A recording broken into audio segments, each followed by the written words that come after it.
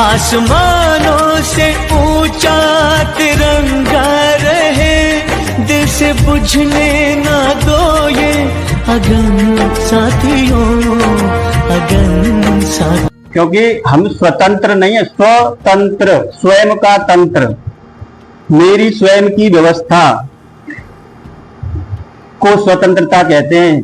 जो कि आज भी कानून कौन सा चल रहा है, जो 1861 में बना था, अंग्रेजों ने जो बनाया था।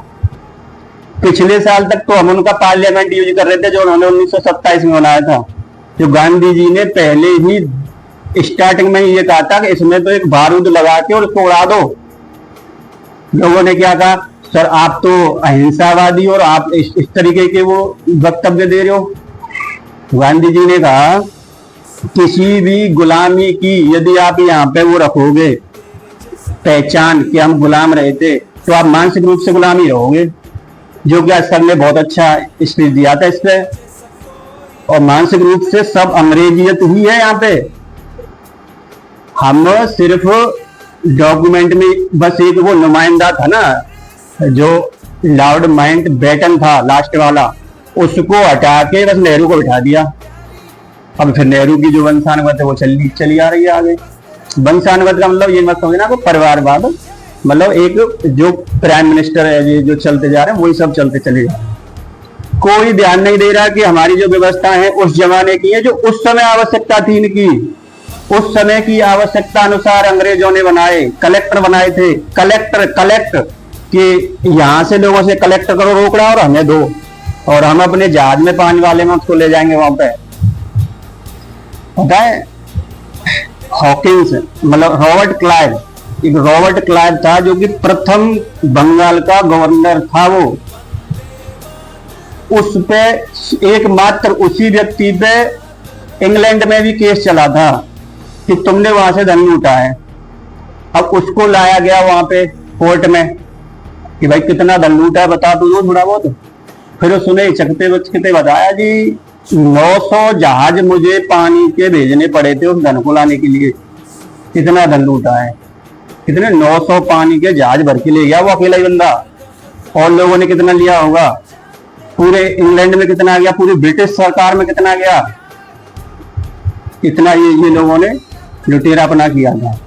और एक आया था लॉर्ड मैकाले, उससे कहा था वहां पे ब्रिटेन में कि आप ये बताओ कि इन लोगों को, क्योंकि ये काफी अपनी संस्कृति से जुड़े हुए लोग हैं, इनमें बहुत अच्छा भाईचारा है, ना ये धर्मवाद ना जातिवाद, इतना बढ़िया से रहते हैं क्योंकि इन्होंने व्यवस्था बना रखी है अपनी, सब अपनी अपनी व्यवस्था से चलते चले जा रहे हैं। अब इन पे कोई प्रभाव ही नहीं पड़ता, इनको पीट लो मार लो कोई फर्क नहीं पड़ता। तो इनको कैसे गुलाम बनाया जाए, उन्होंने कहा कि इनको गुलाम बनाने के लिए पहले इनकी जो शिक्षा पद्धति है ना इसको तोड़ो। क्योंकि किसी को भी गुलाम बनाने के लिए उसको फिजिकली टॉर्चर आप करोगे तो तभी तक हो सकता है जब तक उसके अंदर ताकत इतनी नहीं है कि आपसे ज्यादा हो। जिस दिन आपसे ज्यादा आ जाएगा उठा के पटक देगा। लेकिन यदि आप उसके मानसिक रूप से गुलाम बना दोगे, अपनी सिचुएशन से प्रभावित कर दोगे, तो उसको लगेगा नहीं, फिर तो वो हाथ जोड़ेगा, आपका रेस्पेक्ट करेगा। आप बच्चों को पीटते हो या बच्चे इसलिए पिटते हैं कि आपसे कमजोर हैं, अगर कोई गलती करे तो सिर्फ इसलिए कि उसे पता है ये मेरे गुरुदेव हैं, अगर ये पीट भी रहे थोड़ा बहुत तो कोई दिक्कत नहीं है, समझ रहे हो। वो उसको एक प्रसाद तौर पे लेते हैं। लेकिन यदि आप जो उस वे में पीटोगे बच्चे को, कोई मतलब नहीं आपके प्रसाद से, उसको तो पता है कि ये तो मुझे इसलिए पीट रहा है कि मुझसे धींगरा बन रहा है, तो 2 बच्चे मिल जाएंगे, एक से नहीं उठेगा, 2 उठा के पटक देंगे ऊपर से जा पीछे की तरफ, ठीक है ना। तो उन्होंने कहा इस मानसिकता को चेंज करने के लिए हमें इनकी शिक्षा पद्धति में चेंज करना है। अच्छा, इसके लिए सबसे पहला काम क्या होगा कि जी हम तो अपना इंग्लिश में बोलते हैं, ये कुछ समझते ही नहीं, इनका कोई फर्क ही नहीं पड़ता है, चाहे इनसे कुछ भी कह लो। और जब हम समझेंगे ही नहीं तो कोई कुछ भी बता रहे, हमें क्या दिक्कत है। कोई मुझसे गाली दे दे किसी भाषा में, मुझे कोई फर्क नहीं पड़ेगा, और हिंदी में देगा तो फिर मैं उठ के जो है या तो उसको पीटूंगा या गाली दूंगा, कुछ तो उस पर रिएक्ट करूंगा।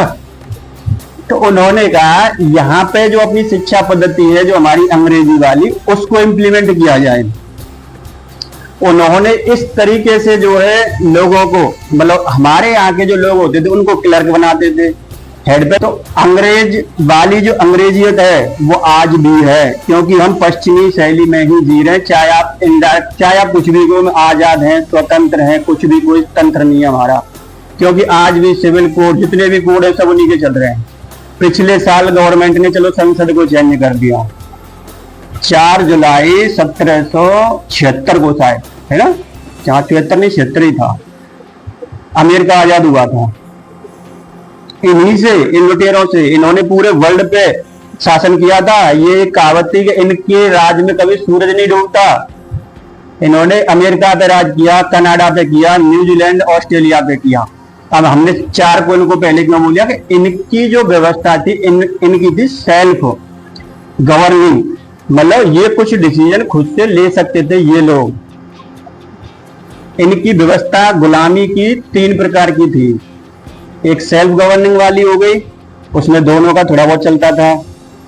एक थी क्राउन कॉलोनी, जिसमें श्रीलंका वगैरह कुछ देश थे, और एक थी डिपेंडिंग जो हमारी वाली, इसमें हम पूरी तरीके से उन्हीं के ऊपर निर्भर हैं, उन्हीं के ऊपर डिपेंड है। मतलब हमारा इंडिपेंडेंट कुछ है ही नहीं, इसलिए तो हम इंडिपेंडेंस डे बोलते हैं इसको कि जी हम अब इंडिपेंडेंस हो गए।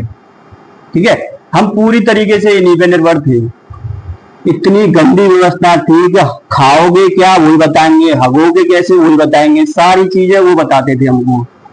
देखा है इंग्लिश सीट आई है ना, इंग्लिश सीट, कि भाई ये वहां की, और देसी किसी चीज के नाम के आगे जोड़ दो तो आज हमारे देश में जो हमारी जनरेशन है वो लोग उसको एक छोटी नजर से देखते हैं। ठीक है ना, जहां भी, और आप किसी का पहनावा देखो, अरे देसी आदमी है बेचारा।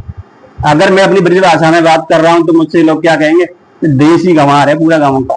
जो पेरेंट्स हैं उनके दिमाग में क्या विचारधारा है कि मेरा बच्चा इंग्लिश ही बोलना चाहिए। सर मेरा बच्चा तो घर पे इंग्लिश ही नहीं बोल रहा।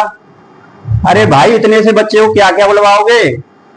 जो विदेश में जो शिक्षा पद्धति है वहां पे वो सिर्फ अपनी लैंग्वेज पहले सिखाते हैं, उसके बाद में कोई चीज आएगी।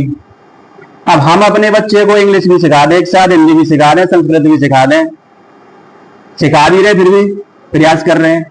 हमने क्या इंग्लिश नहीं पढ़ी है बिल्कुल भी, हमने क्या हिंदी नहीं पढ़ी, हमने संस्कृत नहीं पढ़ी क्या, तो हमारे बच्चे क्यों नहीं पढ़ेंगे। हमारे पूर्वज 10-10-20 भाषाओं का ज्ञान रखते थे, तो हमारे बच्चे क्या 3 भाषा नहीं पढ़ सकते। पेरेंट्स ऐसा ही क्यों चाहते हैं ये लोग कि हमें जो है सिर्फ इंग्लिश होनी चाहिए।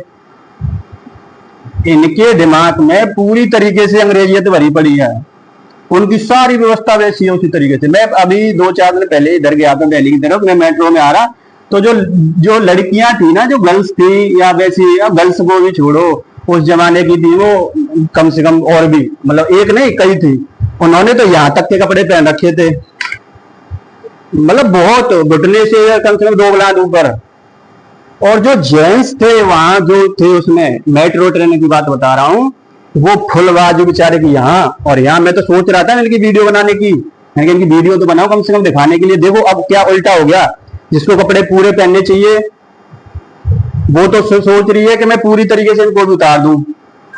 और जिनको, जो पहले क्या करते थे गर्मियों में जेंट्स, बस ऐसे गमछा टाइप का लगा लिया और बस वो डाल ली बनियान और चल दिए, वो बेचारे सोच रहे कि मुझे कोई देख ना ले, वो पूरा ढके जा रहे हैं। क्या है ये मानसिक है पश्चिमी शैली की, अंग्रेजियत की शैली, क्योंकि हमारी संस्कृति में था ही नहीं इस तरीके का।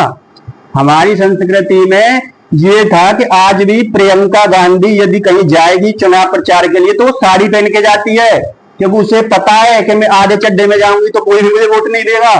क्योंकि इनकी संस्कृति जो है उस लेवल की है कि यहाँ पे एक नारी को पूरे एक साज सज्जा से रहना पड़ता है, तो इसलिए वो भी साड़ी पहन के जाती है, उसको भी पता है ये चीज।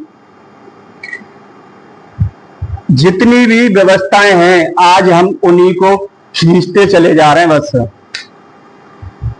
अदरवाइज ऐसा कुछ भी नहीं है अभी कि हम स्वतंत्र हैं। सर ने वहां भी बोला था, हम भी ये बताना चाह रहे हैं, सिर्फ हम डॉक्यूमेंट में स्वतंत्र लिखते हैं या हम अपने मन से बस जी डीजे लगा दो जी हमारा स्वतंत्रता दिवस मन रहा है।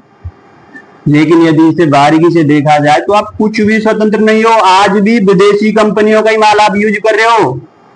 किसी की जो वो होता था ना, ये कुमार जो होते थे, वो बेचारा एक वो बनाता था कुल्लड़ सकोरी टाइप के से, उसका भी ये घर चलता था। लेकिन वो चीज खत्म, क्योंकि वो तो उसमें पियेंगे ना उस वाले ग्लास में जो अंग्रेजी कंपनी बना रही है, जो विदेशी कंपनियां जो बनाती है उसमें कि जी मैं स्टाइलिश लग रहा हूँ इसमें कुछ उस पर छाप छूप के। ठीक है, हमारे देश में ही कपड़े बनाए जा रहे हैं और वो विदेशी कंपनी अपने यहाँ बुला के और अपने यहाँ फिर अपनी मोहर लगा के जी एडिडास और दूसरे डास कौन से जितने भी होते हैं और फिर उसको अच्छी सी पैकिंग करके फिर से हमारे देश में आके वही कपड़ा बिक रहा है। हमारे देश से वो कपड़ा जा रहा है 14 रुपए 15 रुपए का, वहां से आगे फिर उसे हम कई हजारों में खरीद रहे हैं। सिर्फ क्यों? क्योंकि हम साइकोलॉजी तरीके से गुलाम है, क्योंकि हम ये चाहते हैं कि हम वो वाला कपड़ा पहनेंगे क्योंकि वो हमसे ज्यादा सभ्य हैं। वो सूट वूट में आते हैं, ऐसे बोलते हैं, कुछ भी बोल के चले जाते हैं, उनसे निदु आती भी नहीं है। क्योंकि हम पूरी तरीके से साइकोलॉजी तरीके से मेंटली आज भी गुलाम हैं। अंग्रेजियत है हमारे यहाँ, क्योंकि हम उन्हीं की सारी चीजें यूज करना चाहते हैं। हम कभी नीम की दातन नहीं यूज करते। मैं लिख के दे रहा हूं, मुझ पर केस कर देना, यदि कोई नीम की दातन करे और लाइफ में मर जाएगा उसके दांत नहीं गिरेंगे, लेकिन हम वो नहीं करते क्योंकि उससे हमारी बेइज्जती हो जाएगी। अरे ये तो यार ऐसी दातन करता है यार, मैं तो देख क्लोजअप और वो चल रहा है मेरा तो जी कोलगेट वाला, और उससे भी बड़ा गेम हमारे रामदेव बाबा कर रहे हैं, समझ रहे हो। उन्होंने आयुर्वेद पे और देसीकरण के नाम पे अपना इतना बड़ा सिस्टम खड़ा कर लिया कि आज उन्होंने उन कंपनियों को भी पीछे छोड़ दिया। अब आप उनकी खरीदते हो ना, सिर्फ देसीकरण के नाम पे खरीदते हो, उससे भी महंगी आती है। अरे वो डायरेक्ट ही बोल देना कि भाई तुम नीम की दातन कर लो, बबूल की कर लो, आपके घर के बगल में ही होगी, और नहीं भी हो तो बेचने लग जाओ। कुछ लोग बेचने लग जाएंगे, भाई तुम लोग यूज करोगे। देखो कंपनियां क्या करती है, हम लोगों का माइंड रीड करती है कि अब लोगों को चाहिए क्या, वही चीज स्टेब्लिश कर देती है वो लोग। अब उनको पता चलेगा जी अब किचन चूल्हे पे रोटी नहीं होती, अब गैस पे होती है, और गैस भी अब नीचे नहीं ऊपर रखी जाती है। सिस्टम से लेडीज खड़ी होकर काम करती है और उसके डब्बे और ऊपर रखे रहते हैं, उससे भी ऊपर। तो उन्होंने सोचा इसको अब जरूरत पड़ेगी छोटे वाले वाइफर की, वो बना दिया कि ऐसे करके पानी खींचना है। अब ये लेडीज छोटी भी होती है, ये वहां तक नहीं पहुंचेगी तो उसके लिए एक स्टूल बना दो, 2 सीढ़ियों वाला स्टूल बना दिया कंपनी ने, इस पे चढ़ जा और ऊपर से सामान उतार ले। ठीक है, अब जिस दिन आप जो है वो करने लग जाओगे, नीम की दातुन बेचने वाली कंपनी, ये कंपनियां बेचने लग जाएंगे उसको पैक करके और बढ़िया से ऐसे स्टेबलाइज करके, लो जी 220 रुपए में।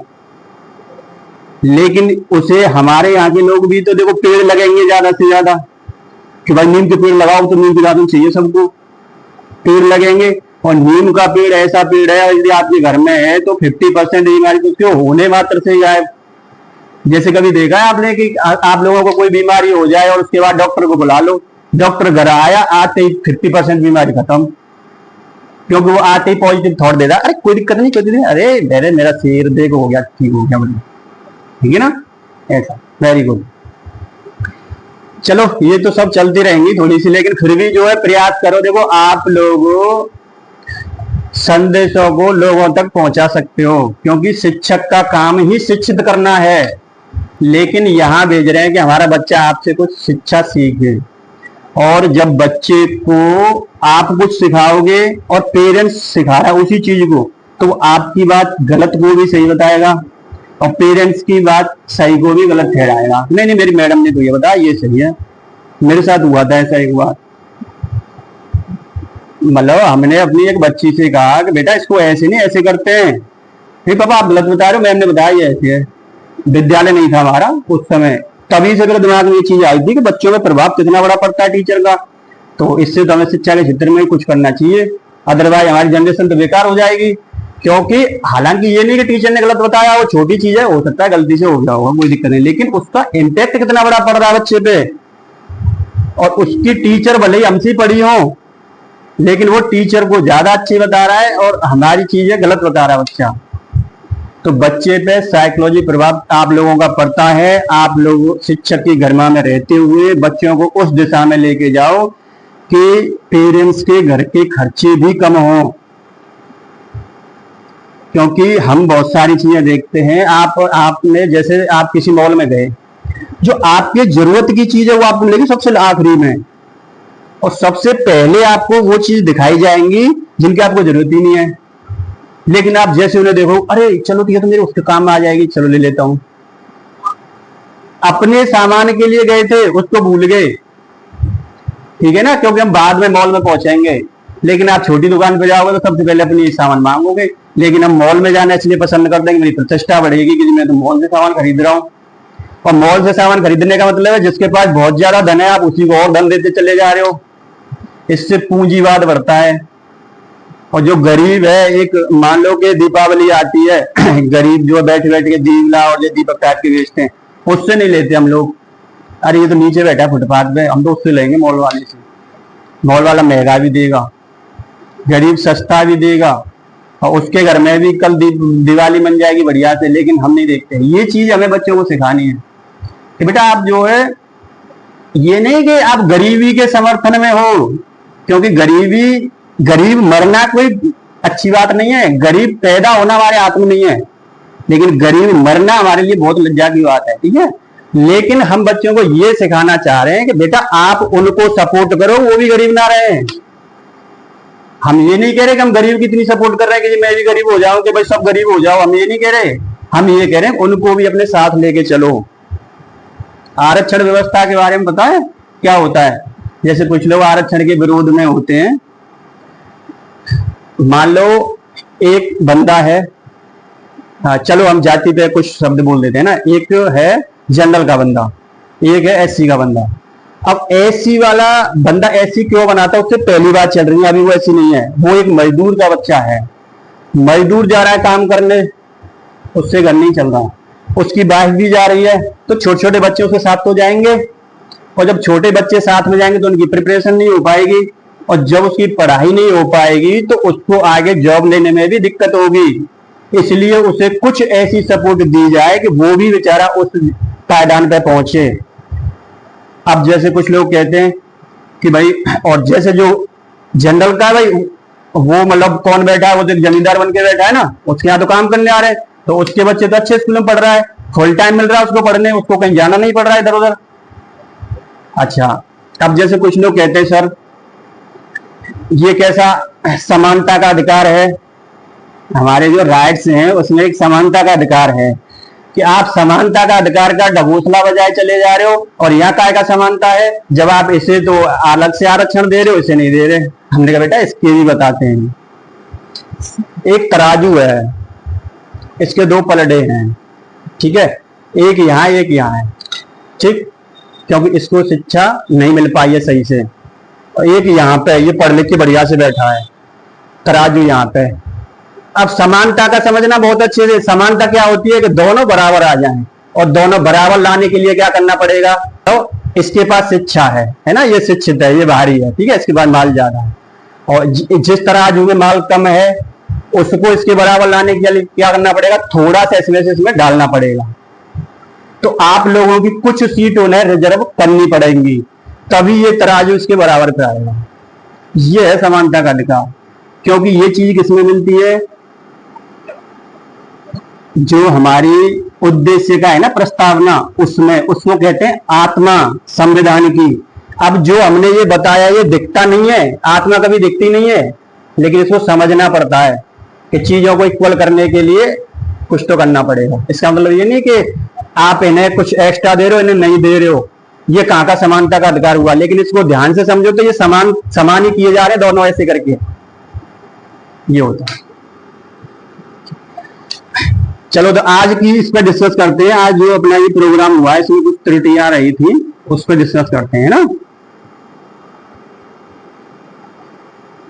आप लोगों ने ड्यूटी लगाई होगी सभी की, किसको क्या करना है, ठीक है। वो ड्यूटी किसकी थी कि तैयार बच्चों को स्टेज पे लेके आना है। सर चिल्लाते चले जा रहे हैं, कोई आ ही नहीं रहा बच्चा। अदरवाइज एक परफॉर्म चल रही है तो दूसरा बच्चा वहां पे रेडी होना चाहिए। जैसे ही सर ने नाम लिया तुरंत वो बच्चा वहां पे आ जाना चाहिए। इंग्लिश मीडियम के साथ साथ हम हिंदुस्तानी भी तो है, तो हिंदी से इतनी विरोध क्यों? हिंदी में बोलो, हिंदी इंग्लिश मिक्स करके बोलो, क्या दिक्कत है? जैसे कि अब हम हिंदी में बात कर रहे हैं, लेकिन इसमें जैसे हम बीच बीच में कुछ शब्द यूज कर रहे हैं जी, इंडिपेंडेंस डे, क्या है? इंग्लिश ही तो वर्ड है। किसी को क्रिटिसाइज करना, इंग्लिश ही तो वर्ड है, तो ऐसे लिख से बोलते चले जाओ, क्या दिक्कत है? अब जरूरी तो नहीं है कि आप पूरा यही दिखाओ कि भाई मैं पूरी तरीके से अब अंग्रेज बन के बोलूंगा, एक भी शब्द नॉर्मल। देखो किसी भी क्षेत्र में रिसर्च करने के लिए और बहुत आगे बढ़ने के लिए आपको अपनी मातृत्व से जुड़ना पड़ेगा। यदि आप हिंदुस्तानी हैं, यदि आप हिंदी में पढ़े लिखे हो, मैं ये नहीं कह रहा कुछ लोग इंग्लिश में भी पढ़े हैं, वो इंग्लिश में भी बहुत अच्छा कर सकते हैं, लेकिन बचपन में आप जिस एनवायरनमेंट में रहे हो वो साइकोलॉजी तरीके से आपके जीन्स में ऐड है। पेरेंट्स भी हिंदी वाले थे, उनके भी कोई जीन्स हैं, तो आप बहुत ही गहराई में उतरोगे तो आपको हिंदी में सपोर्ट लेनी पड़ेगी। और वैसे तो फिर आप रोबोट बन के बोल दे रहे हो। देखो हिंदी में आप बोलोगे तो आपको उतार चढ़ाव सदी आप बॉडी लैंग्वेज भी ऐसे करते चले जाओगे, क्योंकि आपको पता है ना, खुद नहीं करोगे ये ऑटोमेटिकली होगी, क्योंकि अंदर से भाव से बोल रहे हो, आप यहाँ से बोल रहे हो, यहाँ से नहीं बोल रहे, लेकिन आप रट के लेके जा रहे हो कोई चीज, तब आप यहाँ से नहीं बोल रहे, फिर तो आप ऐसे सीधे खड़े हो जाओगे और मुंह से बोल रहे हो, फिर जो भी बोल रहे हो, है ना। तो हमें यहाँ से नहीं, हमें अंदर से बोलना है, अपने हृदय से बोलना है।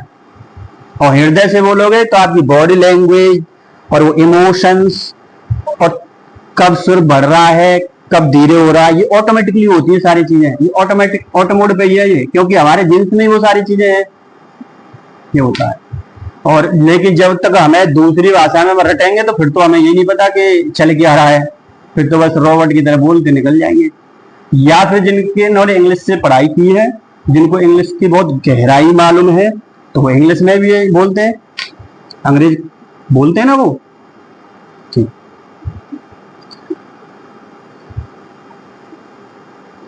और ठीक है, हाँ स्टूडेंट का सबका जो है अच्छा परफॉर्म रहा, बहुत अच्छा रहा, ठीक है, सारे स्टूडेंट्स ने बहुत अच्छी परफॉर्म की थी। प्लस जो जिन्होंने जो सांप्रदायिकता पे जो एक्टिंग की थी ना, वो ज्यादा अच्छी थी। अच्छा ऐसी उसमें आपको क्या करना चाहिए, जैसे कि कोई बढ़िया सा अच्छा कोई सीन चल रहा है और मैं उसको सीरियस देख रहा हूं, तो मैं कनेक्ट हो गया उससे।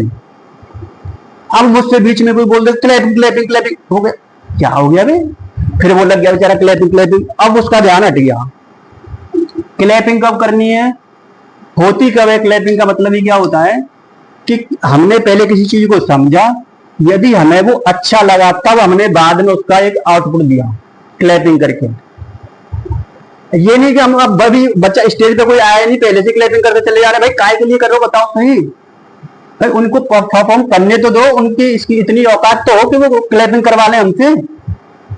जिसने बहुत अच्छी परफॉर्म की होगी बोलने की जरूरत नहीं पड़ेगी क्लैपिंग की, अपने आप ही हाथ से हो जाते हैं, होते नहीं, ये चीज होती है। ये नहीं कि बस बीच बीच में बस बच्चे बेचारे कुछ देखे ही नहीं, वो तो बस उसी में लगे पड़े हैं, ठीक है। और ऐसा होता है कि चीजें चलती रहती हैं, उतार चढ़ाव तो चलते ही हैं। जिस दिन उतार चढ़ाव बंद, आपने वो देखा है अपना जो इसका ग्राफ, कभी उसमें डॉक्टरों के यहाँ पे वो ऐसे ऐसे ऐसे करके लकीर चलती है, और जैसे वो ऐसे करके अगर वो सीधी हो गई तो क्या खत्म, मर गया, फिर क्या है। तो ऐसे तो चलते रहते हैं लाइफ में, ठीक है ना। लेकिन बस ये है कि हमें अपने इनको थोड़ा सा बस ये मॉनिटर करना है कहाँ पे इनमें हम और सुधार कर सकते हैं, ठीक है। पूरे 100% सही के लिए तो फिर परमात्मा है भाई, फिर तो वही करेंगे, फिर हम इंसान थोड़ी ना रहेंगे, फिर तो हम भगवान बन जाएंगे, ठीक है। ठीक है, वेरी गुड। अब किसी को कोई बोलना है तो बताइए, कुछ भी प्रोग्राम से रिलेटेड जो भी है, किसी को कोई दिक्कत रही हो।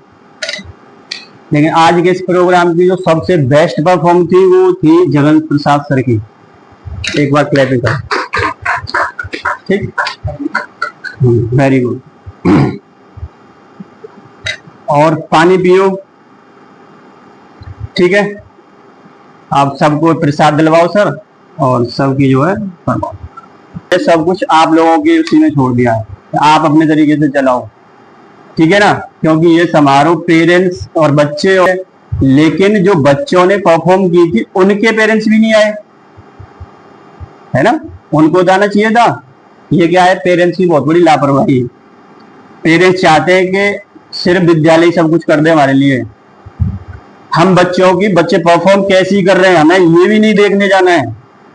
हमारे बच्चों ने जो भी रिहर्सल किया होगा, जो भी हमारे बच्चों ने वहां पे मेहनत की है, जो भी स्टाफ ने करवाया है, अब बच्चा उसका आउटपुट कैसी परफॉर्म कर रहा है, हमारे पास इतना भी टाइम नहीं है कि हम ये भी देख लेंगे बच्चा हमारा क्या कर रहा है, कैसी परफॉर्म कर रहा है। क्योंकि वो बहुत बिजी बंदे हैं, पूरा देश वही लोग चला रहे हैं, है ना। ये वेरी गुड।